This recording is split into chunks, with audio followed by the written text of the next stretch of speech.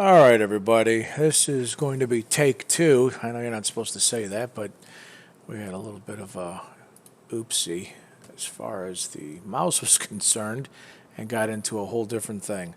Anyway, we are back, and the purpose of this video was to observe, document, and tour real quick Port Olisar before they send this ship into the history books.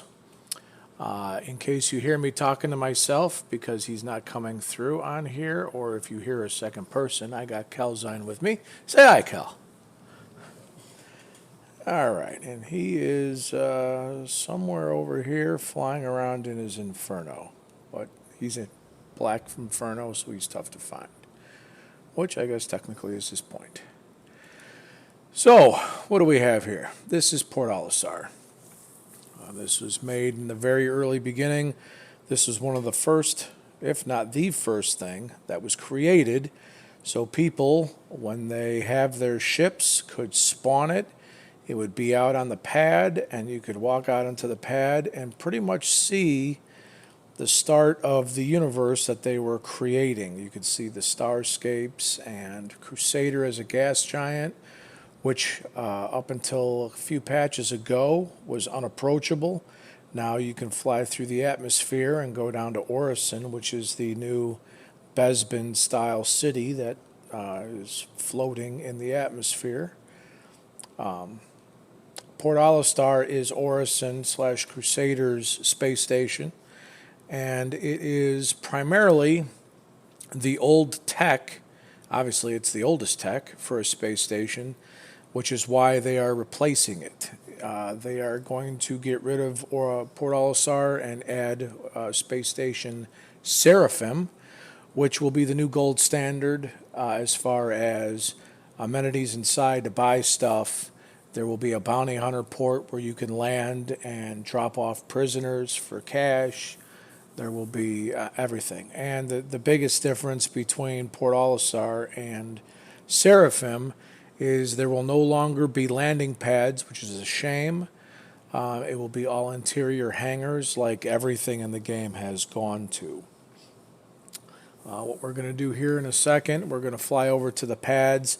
I'm going to do a fly around, and then because the last attempt I miscounted the pads, math and all, I'm going to fly over them so you can kind of get an idea of what the pad's status, and there's 4 individual pad groups if you were on section A, B, C, or D, and then there's 10 pads plus a double aught in for your big vehicles. So we will now make an approach. As you can see, we have, it says Olistar on the side here. We got the 3 rings. They did show some video of Seraphim, so Seraphim will look close to Port Olisar. One of the other major changes is, as we said before, is these have landing pads. The Seraphim will be all interior hangars, which, due to the fact that there's interior hangars, even though Port Olisar stopped allowing it as well, large ships like the 890, the Reclaimer, Hammerhead, ships of that size will no longer be able to go into a hangar, except pretty much I think Grim Hex is the only one that has a hangar of 890 size. They will all have docking clamps, and so you will pull up, say I want to dock, it will shoot out a little corridor for you, just like in the movies. You will pull up to it, and it will give you a landing sequence, and you will dock, and then you'll walk out your docking collar onto a corridor into its own sub-level of the station, where you can go up to your ship, or go up to the main concourse, or however it's going to be set up, and move around like that. So it's kind of neat. Again, we're just doing a tip-to-tip fly over here, showing you we got solar panels and all the inner workings. The rings Are they moving? I can't tell. Yeah, they're moving. Oh, yeah, they're moving just like slow. I thought they were a little faster, but it's been a while since I've been here. And you can fly through the rings. In fact, we'll do that. Hopefully, I won't hit nothing, because then you almost instantly blow up hitting a station of this size.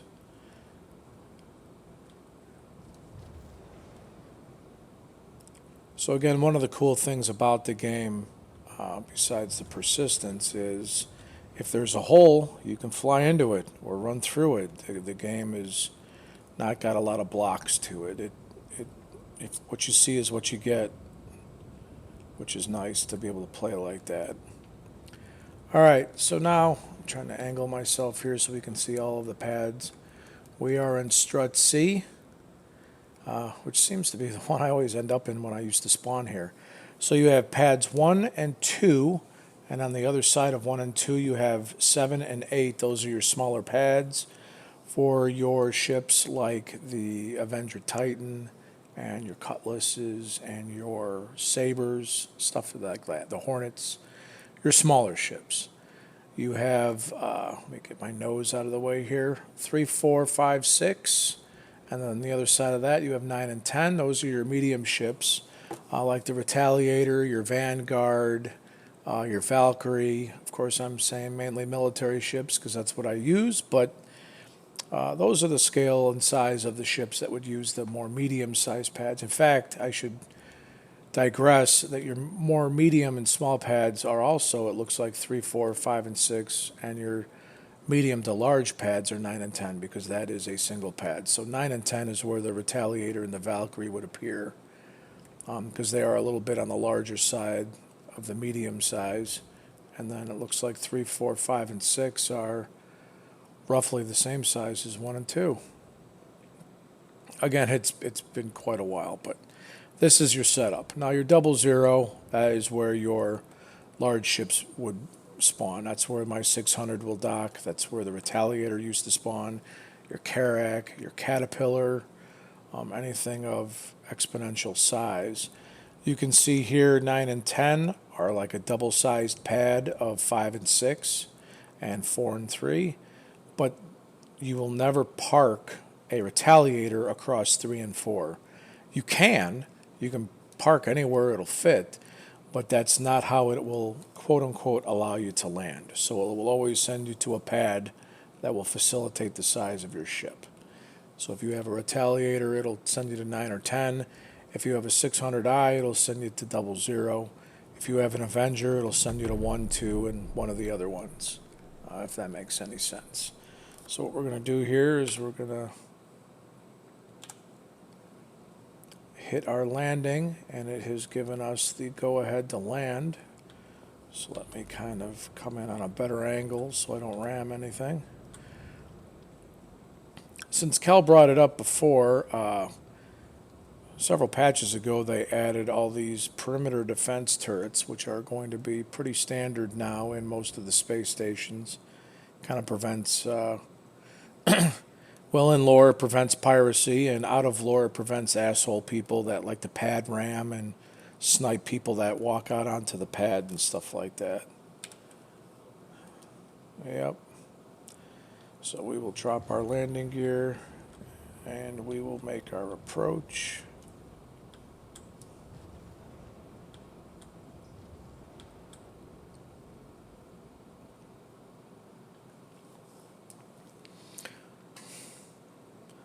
And as you can see, especially in the early days when they were first talking about this, the views in this game are stunning.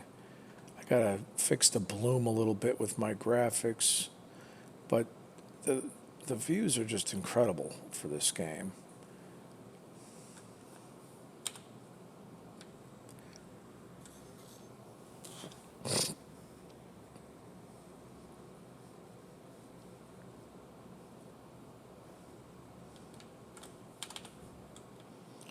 All right, so this is my 600i, and since we're in it and I got to go this way anyway, I'll take you on a short tour. Those are some escape pods that goes outside. This is the science room. You can see my RSI links down below. Now this is an Origin 600i. This is the Explorer version. There is a 600 Touring, which is your luxury transport. The RSI Lynx, which is the Rover down below, is not the same manufacturer, but it is a luxury style transport or ground transport, which is why I put it in here with my 600. It's really cool rover. These science ships will do your science data gathering and collecting. I'm only going to go down here to the drop bay cargo area. Oh, this is the bar. Just to show you the detail of the game. All of this will be real. All of these bottles will eventually be stockable and usable. So if you use a bottle, it'll be gone. When you go back to a spaceport or a starport, it'll fill itself back up if you ask it to. I don't know if it'll all be premium liquor like I have here, but it's going to stock it with whatever you need. The 600i is doing a rework, so I'll definitely have to do a Savior tour to remember what this looked like. But TV, pool table in the back there. This is the kitchen, again, usable. All of this will be usable. All of these things will open. This ship has not gone through a gold standard yet with the upgrade to the interior. It will go through a gold standard check, so all the components and everything will be openable as needed. Let's go in here. We will drop down to the cargo bay just to take a quick look at the Lynx because it's the newest rover and I love it. So yeah, you're going to have to watch me go down with it. Just a quick look here. This is your crew quarter area. This is where the crew sleeps. I have my own office on the ship as well, but that's where the crew would go. So here's your Lynx. It's got a rear window. You can sit in there. It's really a badass car, to be honest with you. All right, let's go down, and here we go.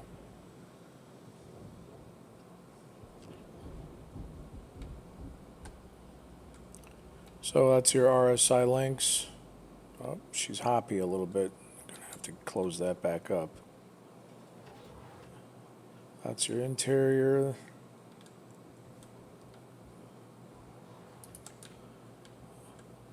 Close that. Oh, let me run inside and try to get this put away in time before it seizes it. Run. So here are your corridors as we're running inside. All these corridors go to different pads, whether they're up, down. We're going to kind of do a quick run because I need to try to put my ship into storage. This is your airlock. Like real life, it's got to secure it. It's got to get rid of the adverse atmosphere. Come in, open, open, open. Oh shit, it's not going to let me in.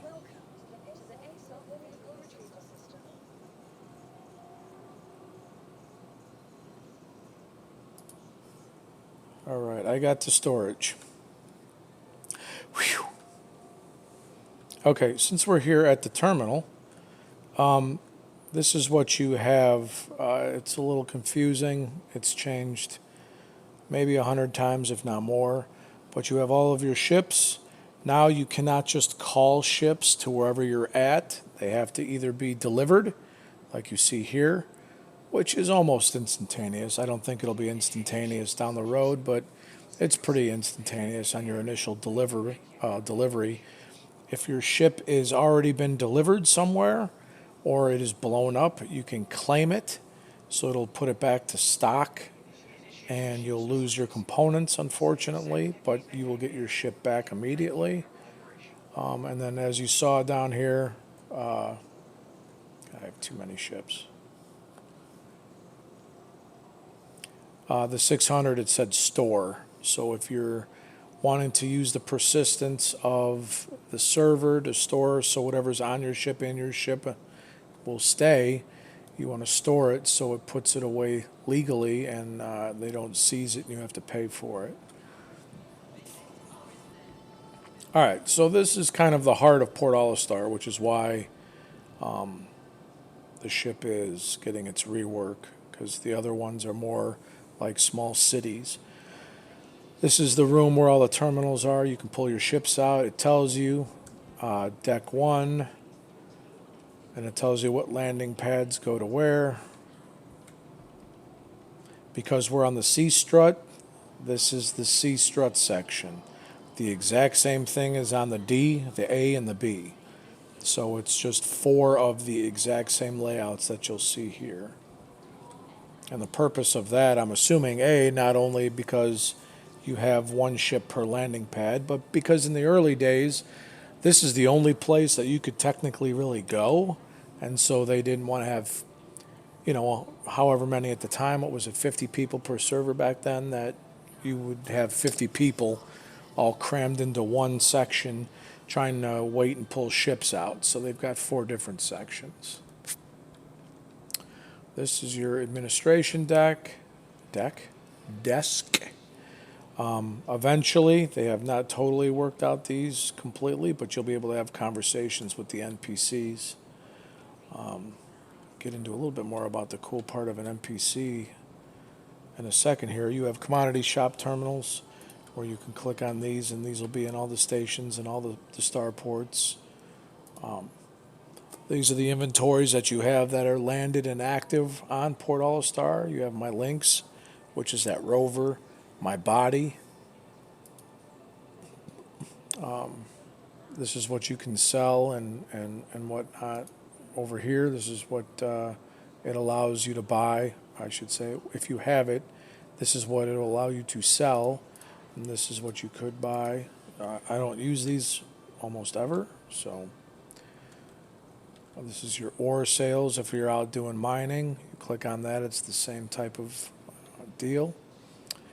These are your law enforcement terminals where you can pay your citations. You log in,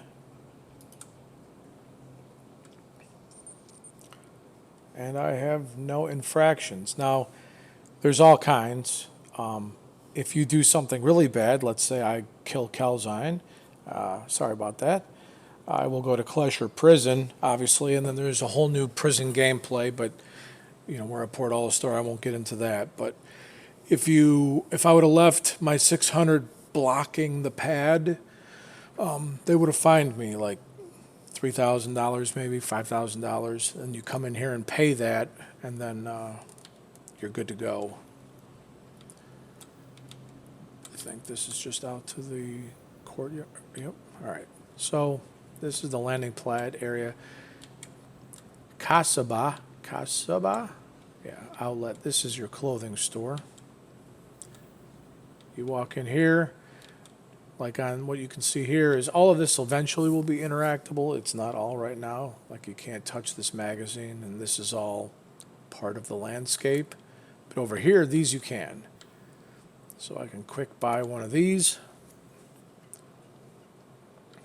and I can drop it, place it.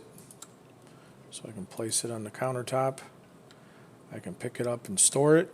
I can put it in my inventory. So now you see it in my inventory up here. I'm going to need to, as you can see in the lower left-hand corner, I need to drink and eat. So I'll get to that here in a minute. I'll finish my walk around and then do that. Right here you can buy all kinds of clothes. The reasoning behind clothing is that eventually you will not be able to pilot a ship in full, like, heavy armor. You will have to put your armor in your locker on your ship, and you will have to change into a flight suit or clothes to be able to sit down and utilize seats that require you to be in your more human form than a big bulky armor and whatnot. You might be able to wear light armor depending on the ship, but that's the whole purpose of why do you even bother with clothes. It's not just an RP thing, it will be a necessity. This is Dumper's Depot inside Orison. These are your components. You can come in here and buy some. This is pretty basic stuff, if I can remember. Let's look at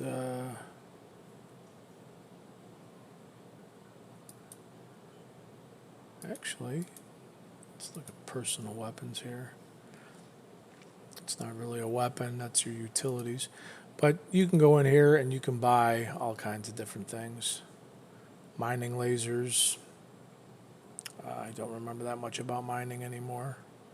And the nice thing is if you go out and you find a derelict ship and you take parts off of that derelict ship and put it into your ship, you can come back here and sell them.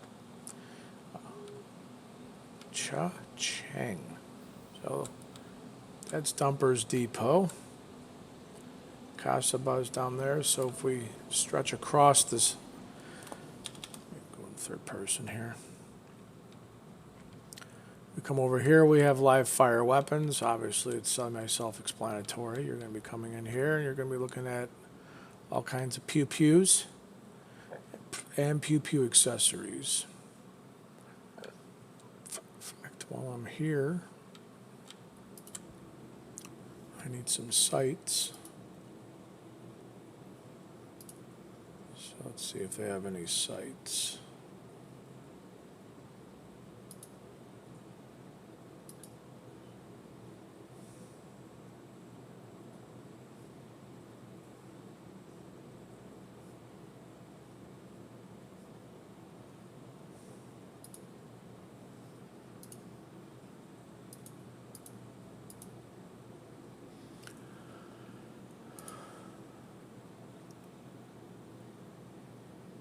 Right, so in here you can buy attachments, ammo, weapons. You can come over here and try to pull them off the wall or inspect them if you just want to take a look at them. Or you can go to a terminal and find everything that they offer and buy directly off the terminal. That's kind of nice how they have that as a setup. And we'll go across the way here to your defense store, and if you haven't guessed what this probably will have, you have your armor. You have some armor on display in certain configurations. You have your flight suit, which is right here in the blue. You have your light armor, which is these pieces where like your stomach area and your your crotch area and your bendable areas are all exposed, and it's pretty much just armor for armor's sake in some areas. And you come over here to some of your more medium stuff where you're fully encapsulated in some form of armor, and then your heavier stuff where you're bulked out and have a better defense. Again, you can come into here, choose a category, turn off that. Go to torsos, and you can pick, that's kind of a nice looking black piece. But you can pick what kind of armor you're looking for. And it'll give you the stats and what it does. One of the biggest things right now, because there's not a whole lot of PvP, is your temperature rating is a big factor. Especially if you're in external things like the Rock DS, which you sit in an external pod to do mining, so your suit has to be environmentally sensitive. So if you're on a hot planet, you need a suit that will handle heat. Obviously, if you're on a cold planet, you need a suit that'll handle cold. And it's not that no suit can handle either. It is the degree in which the length of time allows you to stay alive. The better suit for heat, the longer it lasts. If you have a basic suit, you've got yourself 10, 15 minutes to run out of your ship and into a store, or, whatever the case may be. But it's not something to survive in. We have construction areas that were set up. I don't know if these were ever made specifically to add rooms as a modularity sake, or if these are just here to show that, just like in the city of Chicago, there's always construction going on. So you've got that to deal with. Easy Hab back here are the rooms. So if you, like right now, I've spawned on Port Olistar because I've landed here. So as long as I don't die, if I die, I go back to whatever planet or station has my biosignature. if I land on Olistar, if I land on Orison, if I lab on New Babbage, if I land on Area 18, I will spawn there the next time I come back. And so that's what all these are. These are your little apartments. And eventually, these apartments will be persistent for you, so you can go into them. But looks like you cannot go into them unless you are leaving them. And bathrooms will also be a thing. These are all just for look's sake, but bathrooms will be utilized in the game in the future. It will not cause you necessarily to die, but just like real life, if you're a stinky, then you might have some adverse interactions with NPCs. And if you're clean and healthy and great smile, then your charisma will shine through and you'll be able to interact with those NPCs better.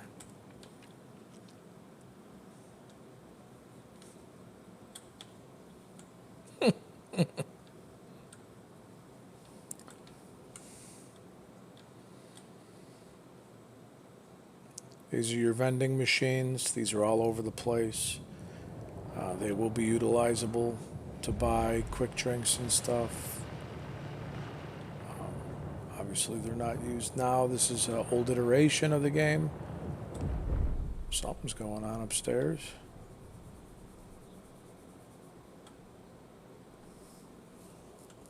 Space burritos.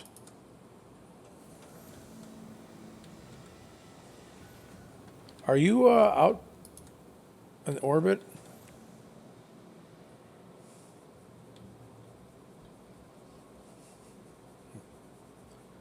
All right, I just heard a massive explosion. It looks like a ship blew up.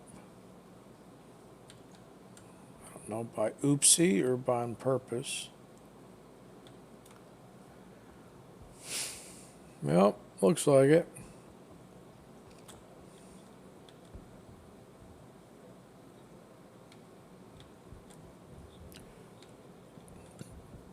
Well, I see your Inferno. Yep.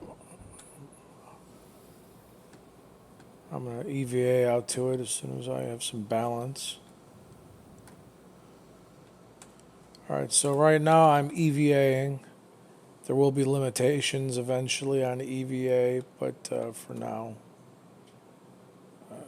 pretty much limitless.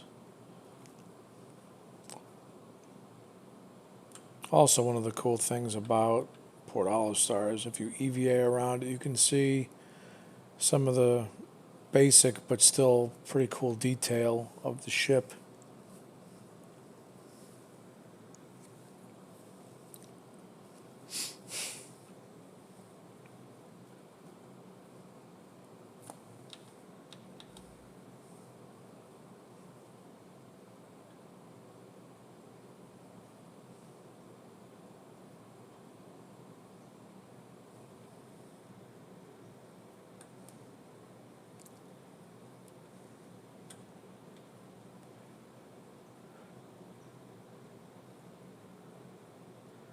Looks like you have some damage here.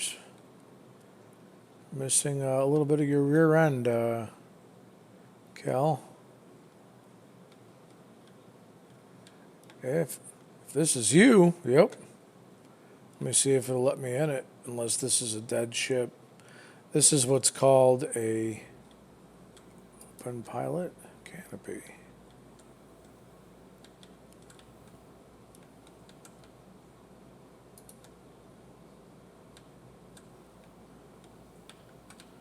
And this is not a common ship to be bringing out.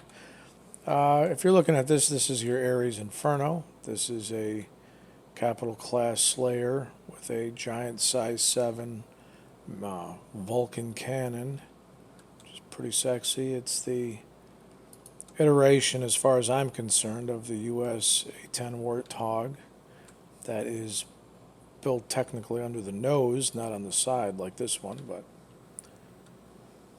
and it's funny because I'm a kind of a symmetry issue person, but this ship still screams sexy to me, even though there's no symmetry to it because there's the giant cannon on one side. Yeah, Cal, you have a soft death, so I can't even enter your ship.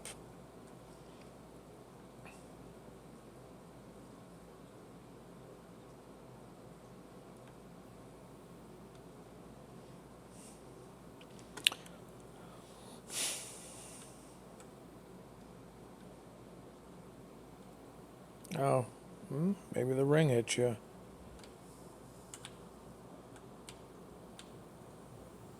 You're right next to it, so I don't know.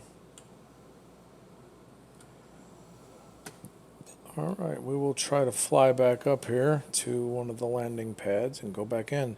There is no external doors or entrances or anything on Port Olistar. There is simply the pads, as it were, to get inside the facility.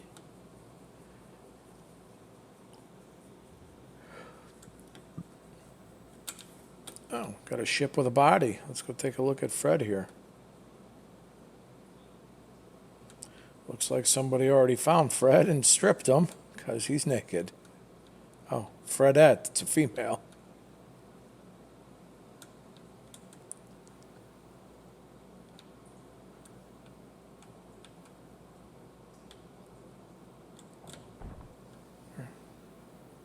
I just booted her, so she's flying around now.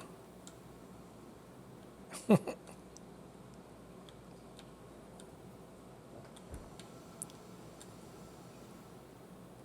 I thought I would send her into the platform, but she just hanging out,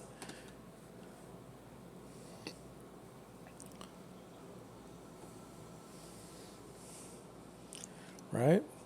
But that's the cool thing as far as the soft deaths are concerned now. So a ship does not, it can, I shouldn't say cannot, it can, but it doesn't outright blow up anymore for the most part. It will cause itself to be unflyable and dead in the water, so to speak. And you have the option of jumping into an escape pod or jumping into an EVA situation to get out, as well as people have the ability to come over to your ship, kind of like what I'm doing, EVA over and board and attempt to conquer it.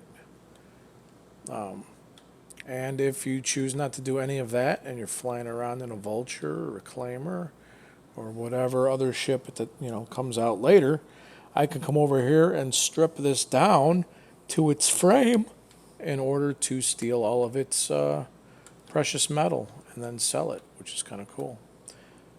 And you can see what the framing looks like. That's what hull stripping will do, is it will take it down to all that fiber mesh and wires and skeletal metal and lose the paint, so which is kind of cool. I love salvage.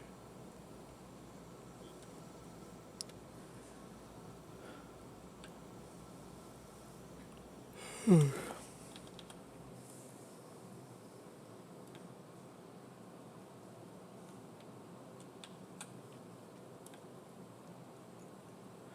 right, we're going to try to not die getting onto this platform through EVAing.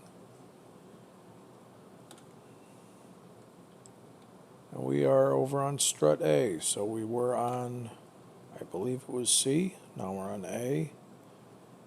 Coming in for a landing. Oh my God, I landed. Perfect.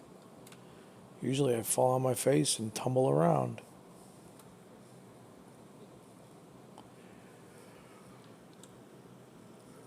So if I had landed a ship on strut A, just walk right in, airlock opens, come over here, vents the atmosphere, puts in good atmosphere, opens it up so the ship doesn't explode or implode or whatever that would be and kill everybody inside. And we have a guy naked in the floor. There we go. Just lay him down. Paddles! You can actually... So you can drag bodies now. So as you can see, I am dragging. So if Kel was injured, I could drag him off to the side. It's a few patches ago, but kind of cool. Or I can drop him.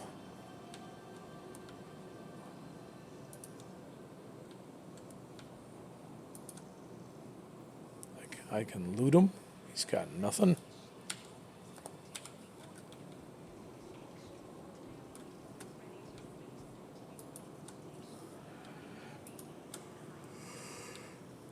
Of course. Now we're stacks on stacks on stacks. All right. Well, the game is not going to let me drop him.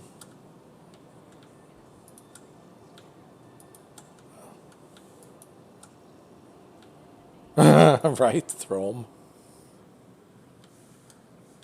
Welcome to Star Citizen. This is why this game's an alpha.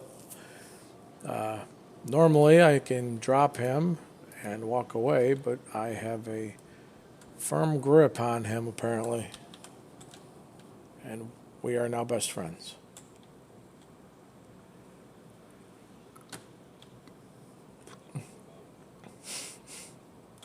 I'm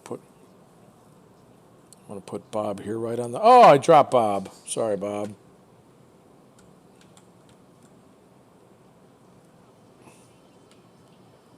Up.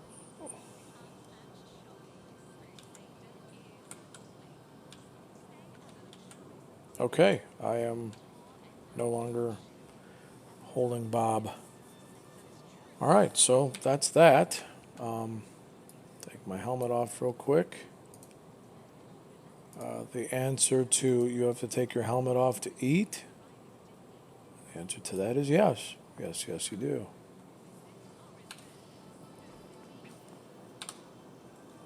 Did I drop my candy bar? Where's my candy bar?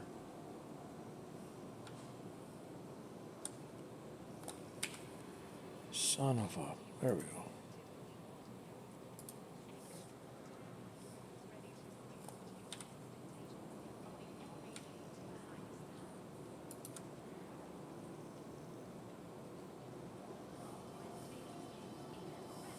All right, I eat that. Come over here and have a beverage.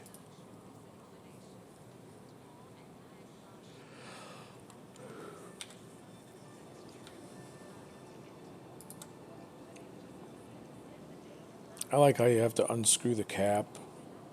There's a way you can actually continue to drink and not keep drinking, but I can't remember how to do that.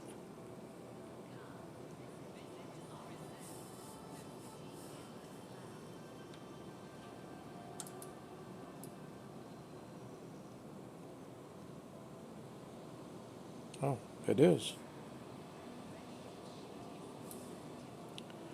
All right, so you can tell by the little meter there that the bottle is empty. There's no trash yet, so we just throw that on the floor. I don't need food, just water. So that cruise stuff kind of gives you a little bit of both. So you want to come over here to just water.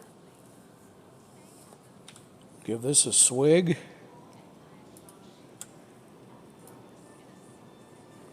can see that little bar in the center that kind of tells you where the bottle's at. And we're at 99%. Click on that and we will. I don't know why it doesn't let you store it immediately. I think it's just a bug. Put it down on the table, we'll store it. It's now back in your inventory. Now don't be me. 100 times over, forget to put my helmet on. Put your helmet on. Do a self-check, and you always do a body check too. Because you walk out on that landing pad, you go, and then you die. That's not good.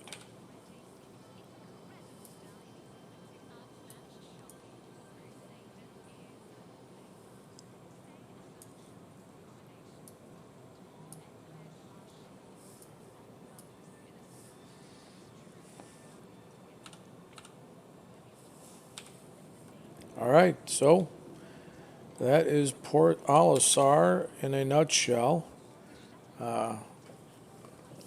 Again, this is more archival to remember it by in the coming years when we're like, hey, remember that space station? But I wanted everybody to have a chance to take a look at it in case they don't get into the game before 3.20, and see it off. And then we'll do this again when they bring it back to do whatever show they're going to do. Obviously, we'll do some kind of recording. I don't know if they're going to wait till it goes live, which, maybe 10, 12, 15, 20 years from now, but either way, we'll be there.